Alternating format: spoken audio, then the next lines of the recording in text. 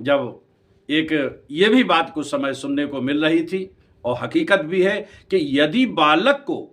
पढ़ने के संबंध में, स्वच्छंदता के संबंध में यदि माता पिता उसको डांटते हैं, फटकारते हैं, यहाँ तक कि ताड़ना देते हैं, तो ऐसी भी नीति बनाई सरकार ने कि वो बालिका जाकर के अगर थाने में इस बात की शिकायत कर देती है कि मेरे माता पिता मुझे परेशान कर रहे हैं, मेरे भाई मुझे परेशान कर रहे हैं, तो उस जुर्म में माता पिता और भाई को गिरफ्तार किया जा सकता है। मेरे सनातन प्रेमियों, मेरे भारतवासियों, जब जब ऋषि महर्षि और शास्त्रों की अवज्ञा हुई है तब तब ऐसी घटनाएं हुई हैं और होती हैं और होती रहेंगी। इसलिए मेरा मानना है सभी धर्म प्रेमियों से कि अभी कुछ नहीं बिगड़ा, आइए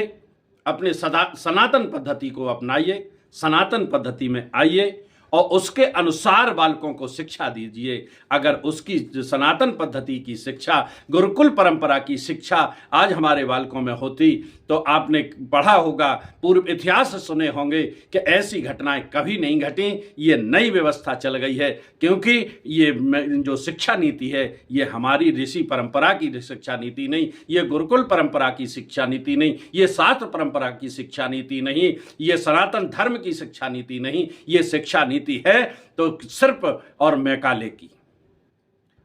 की शिक्षा नीति में आज हमारा पूरा भारत ग्रसित हो चुका है और इसी वजह से अनेक कांड देखने को मिलते हैं, जैसे सोनम का हुआ, नीला ड्रम हुआ और आज एक नई घटना सुनी है,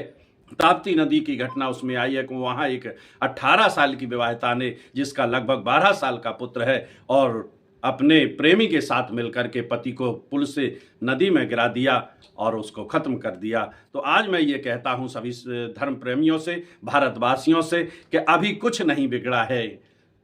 अभी आप अपने जीवन को सुधार सकते हो, इन समस्याओं का समाधान कर सकते हो। यदि अपने को बचाना है, अपने बच्चों को बचाना है, अपनी बेटियों को बचाना है, अपने बेटों को बचाना है, तो पुनः लौटे आइए अपने सनातन परंपरा पर, पुनः शास्त्रों की आज्ञा को मानना शुरू कर दीजिए। आज भी कुछ नहीं बिगड़ा, आज भी हमारी बेटियां महारानी लक्ष्मीबाई बन सकती हैं, आज भी हमारी बेटियां सती सावित्री बन सकती हैं, सती अनसुईया हो सकती हैं,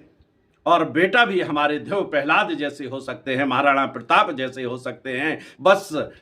थोड़ा सा हमें यही प्रयास करना है कि अपनी शास्त्रों की आज्ञा माने, ऋषि मुनियों की आज्ञा माने और उनकी आज्ञा को मान करके शास्त्रों का अध्ययन कराते हुए, शास्त्रों का चिंतन कराते हुए, शास्त्र परंपरा की शिक्षा को मानते हुए